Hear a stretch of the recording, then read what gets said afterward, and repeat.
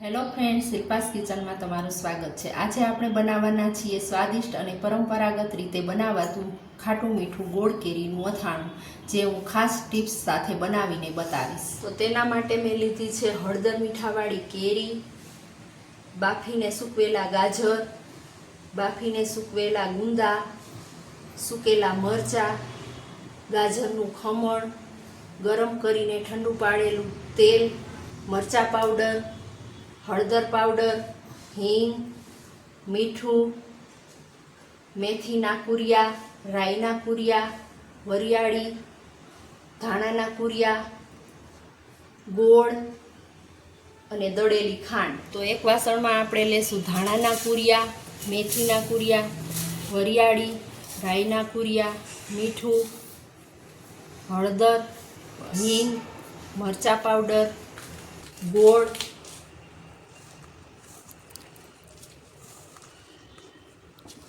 ગોળ જે અથાણા માટે સ્પેશિયલ કોલ્હાપુરી ગોળ આવે છે તે મેં યુઝ કર્યો છે, દળેલી ખાંડ અને તેલ જે મેં ગરમ કરીને ઠંડુ પાડેલું તેલ છે તેનો ઉપયોગ કર્યો છે। તો હવે આ બધી વસ્તુને બરાબર રીતે મિક્સ કરી દઈએ।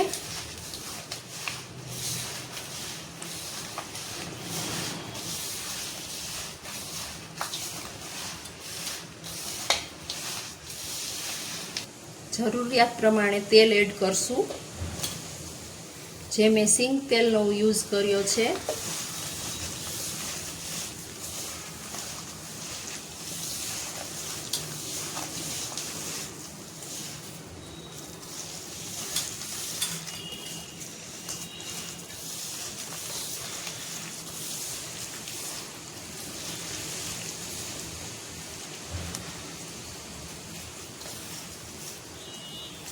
ગોળ હોય સેજ તો તેને આપણે બરાબર હાથથી દબાવીને મિક્સ કરી લેવાનો રહેશે।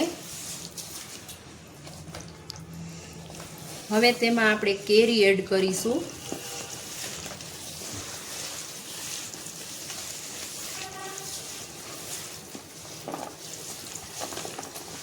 ગાજર જે આપણે બનાવતી વખતે એક સીટી મારીને હવા ભરાય એટલા બાફીને સૂકવી દીધા હોય તે પાછા બનાવતી વખતે પલાળીને સૂકવી દેવાના રહીએ।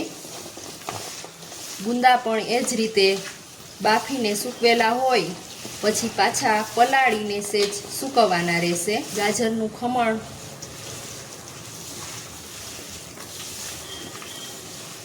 તે પણ પલાળીને સૂકવેલું હોય તેનો ઉપયોગ કરેલો છે। મરચાં પણ પલાળીને સૂકવેલા હતા।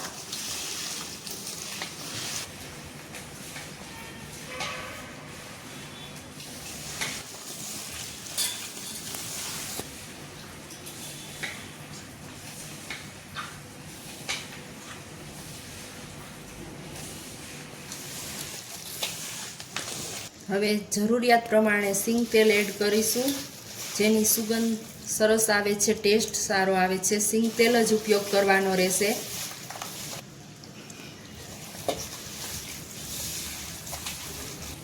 અથાણું બરાબર બનીને મિક્સ થઈ ગયું છે। હવે આપણે તપેલામાં ભરીને 2 દિવસ માટે રાખવાનું છે અને દિવસમાં એક વખત હલાવવાનું છે, જેથી કરીને એમાં રહેલો ગોળ અને ખાંડ મિક્સ થઈ જાય। પછી આપણે આ કાચની બરણીમાં ભરી લેવાનું રહેશે।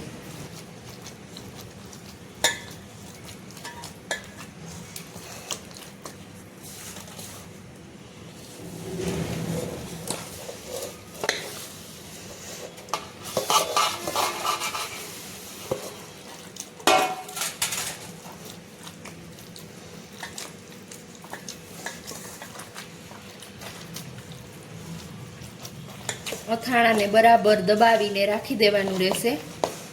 દિવસમાં એક વખત હલાવવાનું, જેથી કરીને તેમાં રહેલો ગોળ અને ખાંડ ઓગળીને બરાબર મિક્સ થઈ જાય। પછી 2 દિવસ પછી કાચની જારમાં આપણે ભરી લેવાનું રહેશે।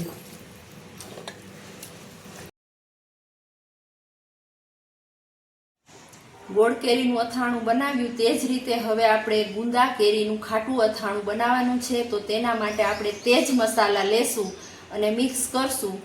તે જ રીતે તેની અંદર આપણે ગોળ અને ખાંડ નથી નાખવાના, બધા ઇન્ગ્રીડિયન્ટ્સ એ જ છે. તો તેના મસાલા માટે મેં લીધા છે ધાણાના કુરિયા, મેથીના કુરિયા, વરિયાળી, રાઈના કુરિયા. હવે તેમાં એડ કરીશું આપણે મરચાં પાવડર, હળદર, મીઠું, હિંગ અને તેલ. તેલમાં સિંગ તેલનો જ ઉપયોગ કરેલો છે. હવે એમાં આપણે ગુંદા એડ કરી દઈશું, કેરી એડ કરી દઈશું અને બરાબર મિક્સ કરી લેશું.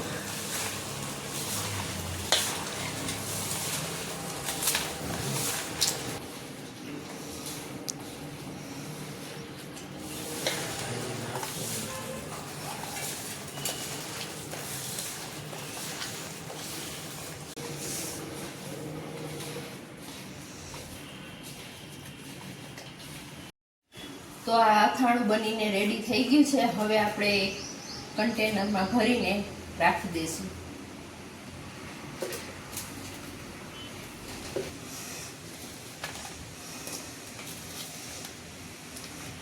જો તમને મારો આ વિડીયો પસંદ આવ્યો હોય તો વિડીયોને લાઈક કરજો, શેર કરજો અને મારી ચેનલને સબસ્ક્રાઈબ કરજો. બેલ આઇકન દબાવવાનું ભૂલતા નહીં.